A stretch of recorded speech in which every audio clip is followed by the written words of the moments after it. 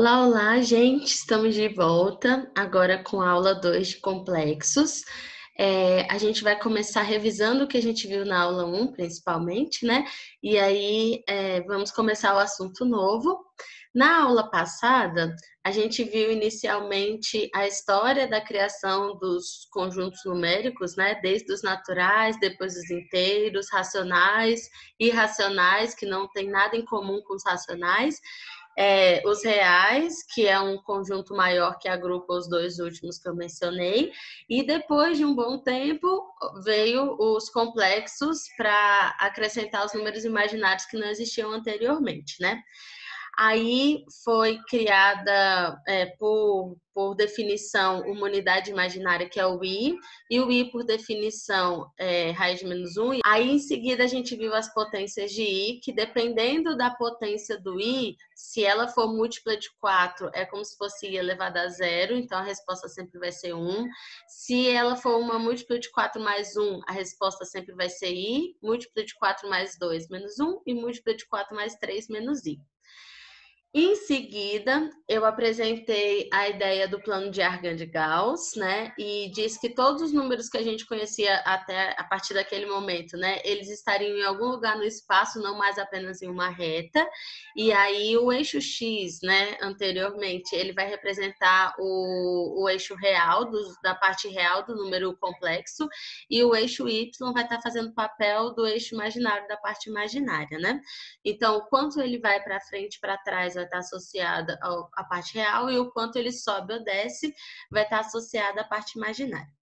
Em seguida, a gente viu a representação dos pontos como par ordenado, e aí eu acrescentei uma palavrinha chamada afixo, né, que é a representação do ponto, o nome que a gente dá para o ponto no plano de Argand-Gauss, e também os mesmos pontos aí escritos na forma algébrica, né? Na forma algébrica, normalmente é aquele formato A mais BI, que o A é a parte real e o B é a parte imaginária, né, do número complexo. Em seguida, a gente viu algumas nomenclaturas, né, algumas classificações que a gente pode dar para os números complexos.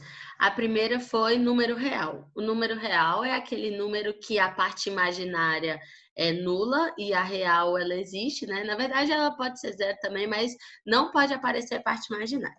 O número imaginário é aquele que a parte imaginária com certeza aparece, ela não pode ser zero.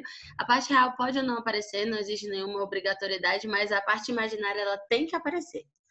O número imaginário puro é aquele que a parte imaginária com certeza aparece, ou seja, o B tem que ser diferente de zero, se a gente vai pensando num Z como A mais BI, né? E o A, ele tem que ser zero, né? Para ser imaginário puro. Para ser imaginário apenas não, mas para ser imaginário puro, o A tem que ser zero. E o conjugado de um número complexo é aquele que a parte real vai ter o mesmo valor e a parte imaginária vai trocar o sinal, vai ser o oposto da parte imaginária do número original, né? Que eu estou procurando conjugado, enfim. Depois a gente viu algumas operações na forma algébrica, né? A gente começou vendo igualdade, que dois números complexos são iguais quando a parte real de um é igual à real do outro, e a imaginária de um é igual à imaginária do outro. Adição, a gente soma as partes reais, real com real, e depois as imaginárias, imaginária com imaginária, e a gente vai ter a adição de dois números complexos na forma algébrica. A subtração, a gente vai agir da mesma maneira da adição, a gente subtrai a primeira parte real da segunda, e depois subtrai a primeira parte imaginária e subtrai a segunda, né? Pega a primeira parte imaginária e subtrai a segunda, e vai ter o resultado. A multiplicação não, ela já vai relacionar a real com imaginária, a gente vai fazer uma grande distributiva, né, chuveirinho. E a divisão, a gente vai multiplicar o numerador e o denominador pelo conjugado do denominador. Desenvolver, vai dar um pouquinho de conta e vai chegar também no resultado. Hoje a gente vai apresentar alguns elementos novos, o primeiro deles é o módulo. A gente, para introduzir esse novo assunto, né, a gente vai ver muito número complexo no plano de Argand-Gauss como um afixo, então é a imagem que está aí, né? Esse afixo, esse pontinho, ele está a uma distância aqui, ó, da origem, né? E essa distância aqui, a essa distância a gente chama de módulo, beleza? Ele vai ter aqui a parte real dele, representada no eixo real, e a parte imaginária aqui no eixo imaginário. Aqui está o afixo do ponto.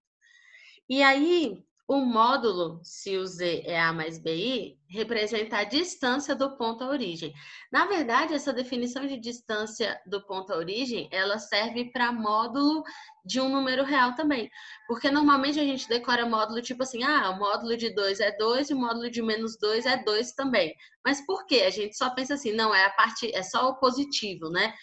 Se for negativo, fica positivo. Eu já ouvi isso. Mas, na verdade, é porque o módulo ele vai representar a distância de um ponto à origem. Se a gente for pensar na reta real, o menos 2 está bem aqui. Se eu pegar o menos 2, a distância dele para o zero é 2, porque distância é sempre positiva, né? Não existe a ideia de distância negativa. Eu estou a menos 5 quilômetros da padaria. Não existe isso, né? Distância é sempre positiva. Por isso que a gente pega o positivo, né? Tira o menos, né? Do jeito que as pessoas falam. Mas essa é a definição de módulo também para os números reais. E quando a gente fala de número complexo, normalmente o módulo ele vai aparecer de duas formas escritas, né? Ou ele vai aparecer com esse módulo de Zzinho aí, que é o módulo que a gente costuma ver o número real, que a gente já estava acostumado, ou esse Rho, essa letra grega. Normalmente, quando aparece essa letrinha no assunto de números complexos, também está falando de módulo. E esse módulo, né, esse ρ, ele vai ser calculado através da fórmula raiz da parte real ao quadrado mais a parte imaginária ao quadrado. Cuidado, nessa parte aqui eu não vou pôr o i, é só a parte imaginária, é o número que acompanha o i, tá bom, gente? Cuidado que isso é uma coisa importante para a gente não acabar errando. Então, da onde que vem essa fórmula? De um Pitágoras aqui, né? Fácil da gente ver. E aí aqui é o A, aqui é o B. Essa distância ela pode ser calculada como um Pitágoras, por isso que a fórmula é essa, beleza? Então, para a gente treinar isso, eu vou convidar vocês a resolver a questão 21 da apostila. Dá um pause no vídeo, por favor. Depois que vocês terminarem, a gente continua.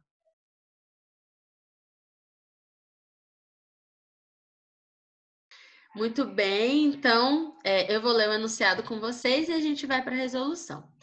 O módulo do número complexo z igual a... Aí ele colocou um produto de dois números complexos na forma algébrica, sendo que um deles tem o i no denominador, então provavelmente a gente vai ter que fazer uma continha aí, né?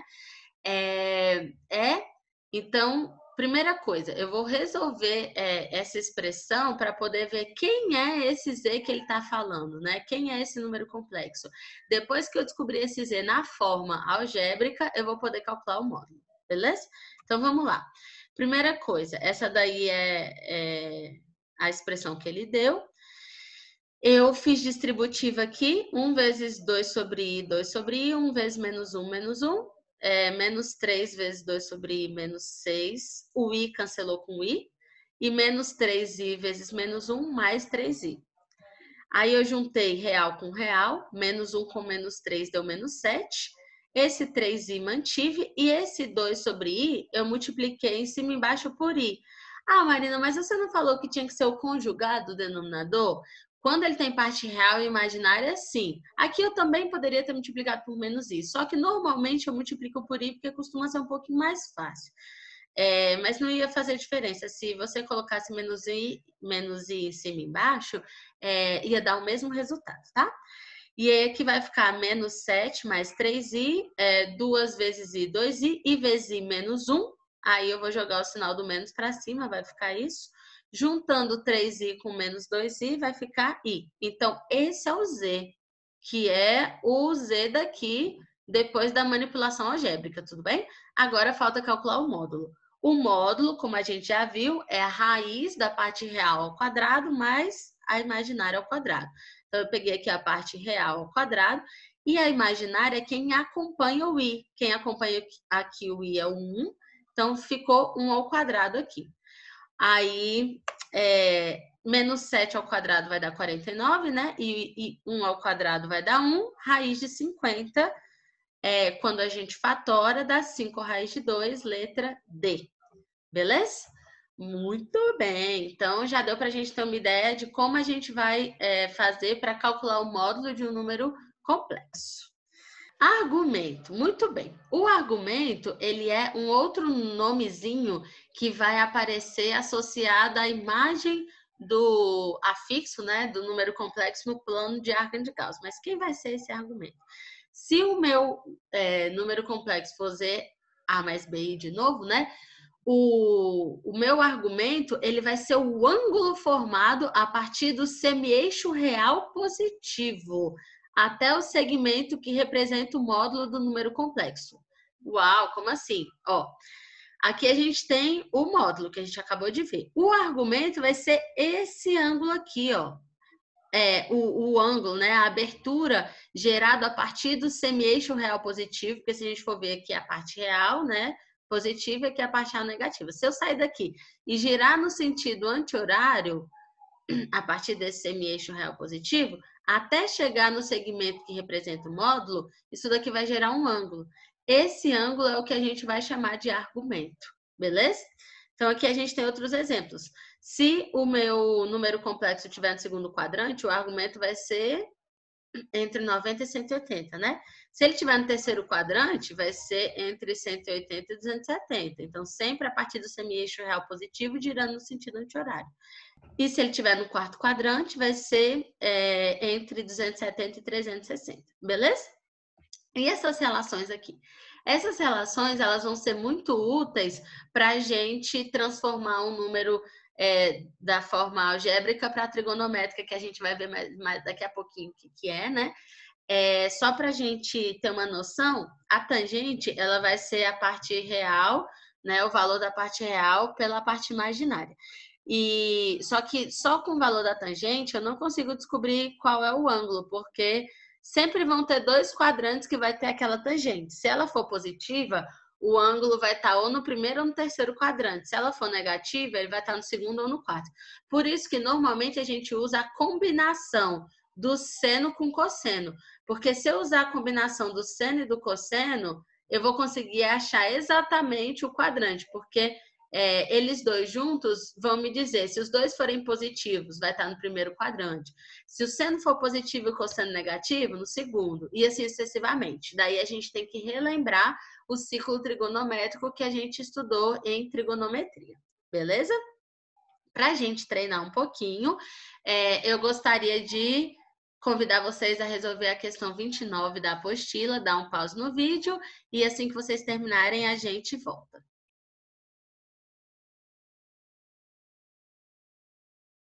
Muito bem. Resolução, então.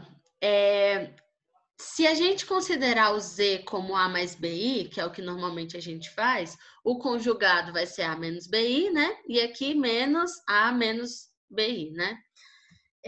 Segundo passo, esse mais aqui ele vai distribuir para os dois, essa galera aqui do numerador vai manter o sinal, né? Então eu vou cancelar esse com esse, e esse menos também vai distribuir para os dois, nesse caso vai ficar menos A e menos com menos mais BI, e aqui no denominador eu vou cancelar o A com o A. Seguindo, o numerador eu vou somar A mais A, 2A, e BI com BI, 2BI. Simplificando o 2 com 2, né? Vai ficar aqui, essa proposta aqui é A sobre BI. Beleza.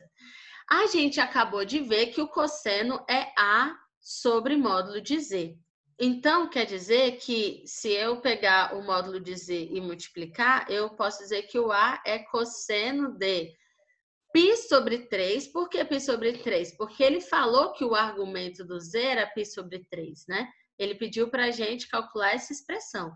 Se o argumento é π sobre 3, eu posso substituir aqui, e o cosseno de π sobre 3 é 60 graus, né, lá do ciclo, fazendo uma correspondência, lembrando que π radiano equivale a 180 graus, então o cosseno de 60 é meio. Logo, o meu A vai ser módulo de Z sobre 2. E o meu seno de B, pela formulazinha também, é B sobre o módulo de Z. Só que o θ é π sobre 3, então o seno de π sobre 3 é o seno de 60, que é raiz de 3 sobre 2, e o módulo de Z que estava dividindo eu multipliquei. E, por fim, se eu multiplicar aqui, o B vai ficar módulo de Z raiz de 3 sobre 2. Só que eu achei que essa expressão que ele deu, essa relação que ele deu, é A sobre BI. Então, eu vou substituir o valor que eu encontrei para A, módulo de Z sobre 2, e o valor que eu encontrei para B, módulo de Z raiz de 3 sobre 2, e conserva a primeira, multiplica pelo inverso da segunda, cancela o módulo de Z com o módulo de Z, o 2 com 2, vai ficar 1 sobre raiz de 3i. Racionaliza, raiz de 3 sobre raiz de 3, vai ficar raiz de 3 sobre 3i. Só que eu não costumo ter o i no denominador, né? Aí, então, eu posso multiplicar por i em cima e embaixo, ou pelo conjugado, e aí vai ficar raiz de 3 vezes i vezes i menos 1, o menos eu vou subir com ele, a resposta vai ser menos raiz de 3i sobre 3, beleza? Então, vamos, enfim, entrar na parte trigonométrica, né, para a gente entender. A forma trigonométrica que o número complexo pode apresentar, ela vai unir esses dois elementos que a gente acabou de ver, que é o módulo, né? Que nesse caso aqui está sendo representado pela letra grega ρ, e o argumento, que é o ângulozinho, né? Formado a partir do semi-eixo real positivo no sentido anti-horário, até encontrar o módulo, né? E nesse exemplo aqui, ó, aqui está o módulo, que é o ρ, e aqui está o argumento. Então, quando a gente bate o olho no plano de Argand-Gauss, que a gente tem o afixo, a gente consegue escrever o número na forma trigonométrica se a gente conhece o módulo e o ângulo, né? E o argumento. Exemplo. Eu tenho aqui um número que o módulo é 5 e o argumento é 30. Então, aqui, ó, esse pedacinho aqui é 5 e este argumento é 30. Beleza? Então, um resumão bem colorido de tudo que a gente viu aí até agora. Eixo real e eixo imaginário do plano de Argand-Gauss. Aqui é o argumento, aqui é o módulo. O afixo. Aqui vai estar o meu A, que vai ser a parte real, e a minha parte imaginária.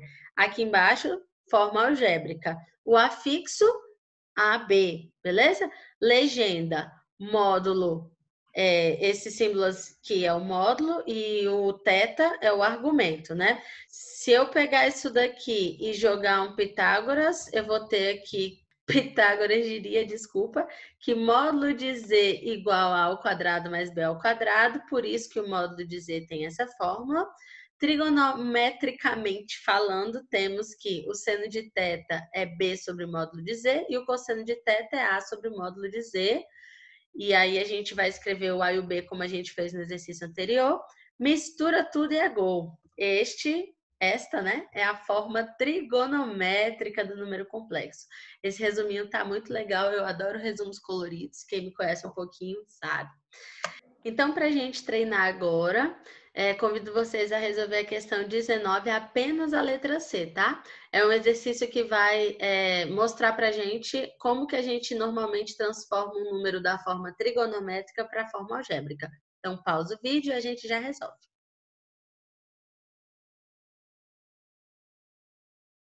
Muito bem. Bom, inicialmente, ele coloca aí, escreva os números seguintes em sua forma algébrica, ele coloca no plural porque tem várias letras, né? Mas a gente vai fazer só a letra C. Para a gente começar a fazer, a gente tem que lembrar algumas coisas de trigonometria. Quais coisas? Primeiro, 2π sobre 3 radiano equivale a quantos graus? Bom, vamos lá. Π sobre 3 é 60. Então, 2 vezes 60 é o 120. Aí eu tenho que ver lá no meu ciclo trigonométrico, de trigonometria que a gente estudou, 120 está no segundo quadrante, é o correspondente do 60. Então, ele vai ter o mesmo seno e o mesmo cosseno de 60, só que vai mudar o sinal. Por estar no segundo quadrante, o seno ainda é positivo, só que o cosseno é negativo. Então, vai ser o mesmo seno e o mesmo cosseno de 60, só que o cosseno é negativo, o cosseno é negativo e o seno é positivo, beleza? Cosseno de 60 é meio e seno de 60 é raiz de 3 sobre 2. Faz distributivo aqui, aí vai ficar menos 8 sobre 2 e menos 8 raiz de 3 sobre 2i. Simplificando o 8 com 2, menos 4 mais 4 raiz de 3i, simples. Então, transformar da forma trigonométrica para algébrica, Easy game, beleza? Agora, a gente vai transformar da algébrica para trigonométrica. Eita, e agora? Pausa o vídeo, tenta fazer de acordo com o que a gente viu, olha os resuminhos, dicas, você vai usar seno e cosseno, tá bom? E aí, calcular o módulo também. Depois que você fizer, a gente resolve.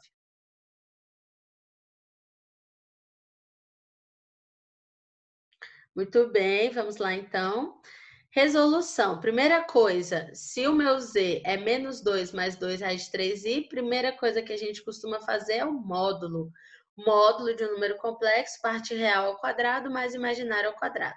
Menos 2 ao quadrado, 4, e 2 ao quadrado, 4 vezes raiz de 3 ao quadrado, 3, 4 vezes 3, 12.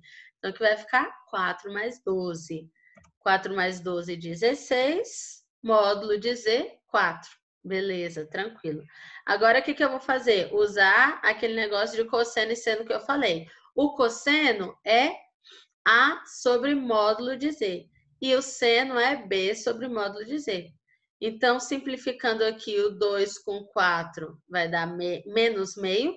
E o seno vai dar raiz de 3 sobre 2. Esquece o sinal um pouquinho. Vamos pensar. Qual é o ângulo que a gente conhece que o cosseno é meio e o seno é raiz de 3 sobre 2? 60. Só que o cosseno está negativo, então já não vai ser o 60. Se o cosseno é negativo e o seno é positivo, a gente vai estar falando de um ângulo que está no segundo quadrante. Então, novamente, mesmo ângulo do exercício anterior, 120. Ou 2π sobre 3 em radiano, né? Então, já descobri o módulo e já descobri o argumento. E esses são os dois elementos necessários para a gente escrever um número na forma trigonométrica. Então, basicamente, esse é o ensinamento desse exercício. Para eu transformar um número da forma algébrica para a trigonométrica, eu tenho que descobrir os dois elementos necessários para escrever um número na forma trigonométrica, que são o módulo e o argumento. Logo, o meu número vai ficar 4 cosseno de 120 mais i seno de 120, ou 4 cosseno de 2π sobre 3 mais i seno de 2π sobre 3. Dica: na maioria das vezes, os ângulos não vão mais aparecer em graus, vão aparecer em radiano. Então, é legal saber esses ângulos em radianos, beleza? Muito bem. Estamos quase acabando. Operações na forma trigonométrica. A gente pode, na forma trigonométrica, multiplicar dois números complexos, dividir, calcular a potência de um deles, né? Ou a radiciação. Esse assunto de radiciação, as raízes de um número complexo, a gente vai deixar para a próxima aula. Então, a gente vai ter 3 aulinhas aí de teoria / exercícios, né?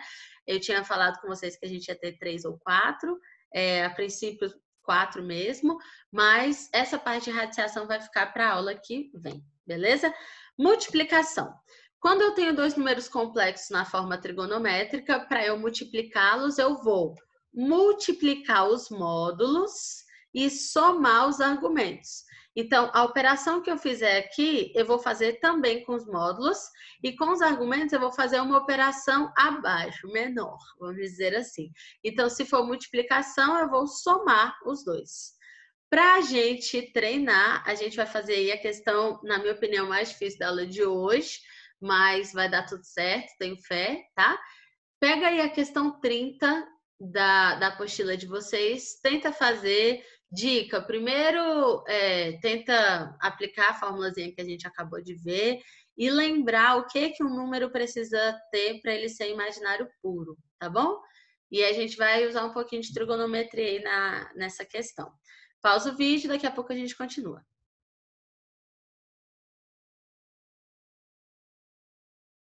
Beleza, vamos lá então. Primeira coisa, eu resolvi essa grande porque ela vai ter vários passos, tá? Inclusive a gente vai continuar no slide seguinte, mas olha só, aplicando a formulazinha, multiplicação, né? Desses dois números complexos aqui, a gente multiplica os módulos, então eu pus aqui 3 vezes 7, e soma os argumentos. O argumento do primeiro é θ e o argumento do segundo é 3π sobre 5, beleza? 3 vezes 7, 21, essa é a multiplicação. Só que ainda não acabou. Eu quero o menor valor positivo de θ, o menor valor positivo de θ, para isso daqui ser um número imaginário puro. Vamos lá. Para ser imaginário puro, a parte imaginária tem que existir e a real não pode existir. Ou seja, duas condições aí têm que ser satisfeitas. Ó, prazer ser imaginário puro, a parte real tem que ser zero e a sua parte imaginária é diferente de zero. A parte real é a que está associada ao cosseno. Então, ela tem que ser zero. E a parte imaginária é a que está associada ao seno. Ela não pode ser zero. Beleza? E aí a gente vai ter que lembrar.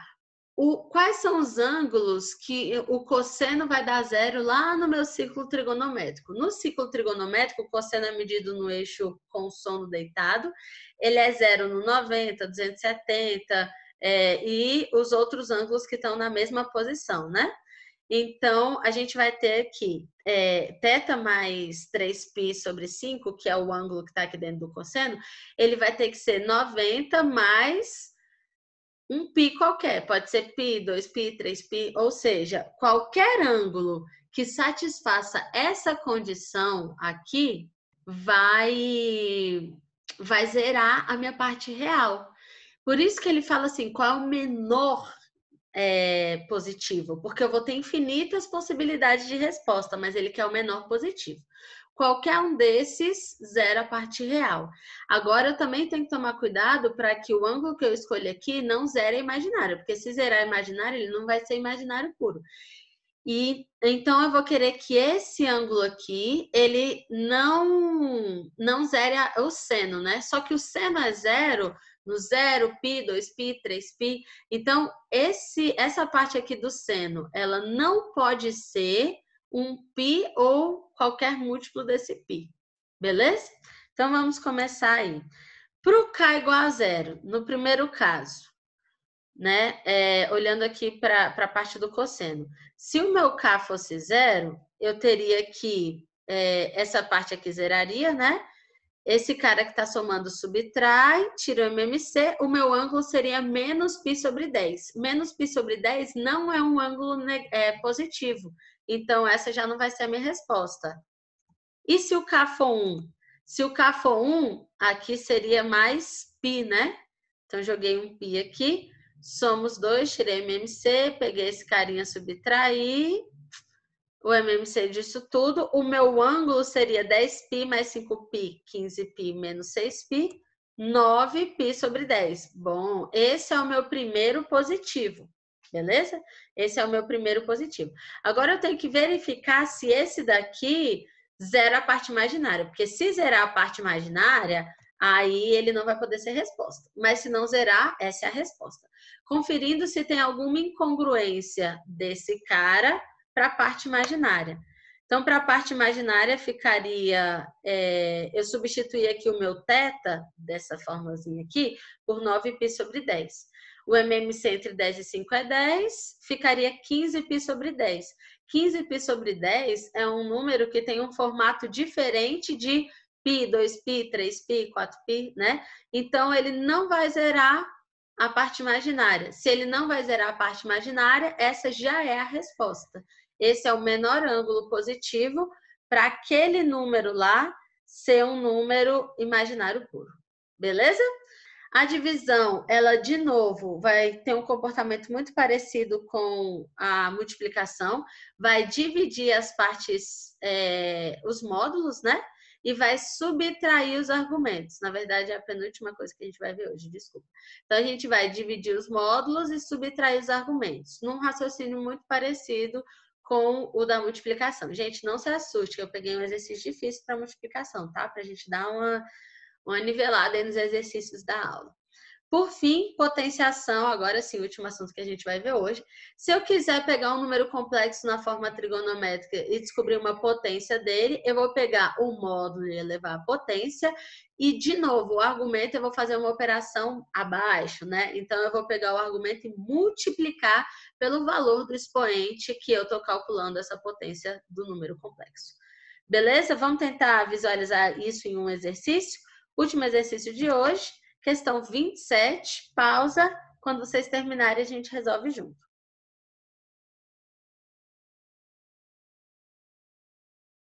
Beleza, vamos lá então. Resolução aí. Ele deu o número complexo na forma trigonométrica, eu quero calcular z a décima. Se eu quero calcular z a décima, então o que eu tenho que fazer mesmo? O módulo eu vou elevar a décima e o argumento eu vou multiplicar por 10, lembra disso? Então, o módulo eleva a décima e o argumento multiplica por 10. Esse cara aqui, a décima, vai dar a quinta, né? Porque esse quadrado com 10 simplifica, vai ficar 3 a quinta. E aqui, π sobre 3, um cara que a gente viu hoje 3 vezes na aula, né? É 60. 10 vezes 60, 600 graus. Uai, mas não vai até 360? Não, gente. Lembra que o ciclo trigonométrico ele pode dar várias e várias e várias voltas? Então, o 600 ele vai estar no mesmo lugar que algum outro ângulo que a gente chama de primeira determinação positiva, né? O primeiro ângulo que está na mesma posição do 600. Para a gente calcular esse primeiro ângulo, a gente pega o 600 e divide por 360, né? Aí, o resto dessa divisão não é... Se você dividir na calculadora, você não vai conseguir ver isso, tem que dividir na mão mesmo. O resto dessa divisão é a primeira determinação positiva, que nesse caso foi o 240. Como o 600 é pequenininho, uma outra maneira de fazer é pegando 600 e subtraindo 360. Se eu pegar o 600 e subtrair 360, vai dar 240. Então, o cosseno de 240, o 240 também é da família dos 60, né? Só que nesse caso vai estar no terceiro quadrante. Então, tanto o seno quanto o cosseno vão ser negativos, só que com os mesmos valores do seno e cosseno de 60, né? Por isso que aqui ficou menos meio para o cosseno e menos raiz de 3 sobre 2 para o seno. Multiplicando aqui esses valores, a gente vai chegar no resultado que está lá no final da apostila. Z a décima é menos 243 sobre 2, menos 243 raiz de 2, raiz de 3 sobre 2i. Beleza? E aí, para a gente terminar, para casa vai ficar... quem ainda não fez os exercícios da primeira aula, de 1 a 17, tá tranquilo? Agora já pode fazer o 11, tá? É porque eu da primeira aula não podia o 11, mas agora já pode, porque o 11 pede módulo e a gente aprendeu hoje. Só que agora eu convido vocês a fazerem todos os exercícios até o 31, tá bom? Então, os exercícios que vocês quiserem aí tentarem fazer, a gente fez 6 na aula de hoje, tá disponível. Beijo, até semana que vem, dá tchau pra mim.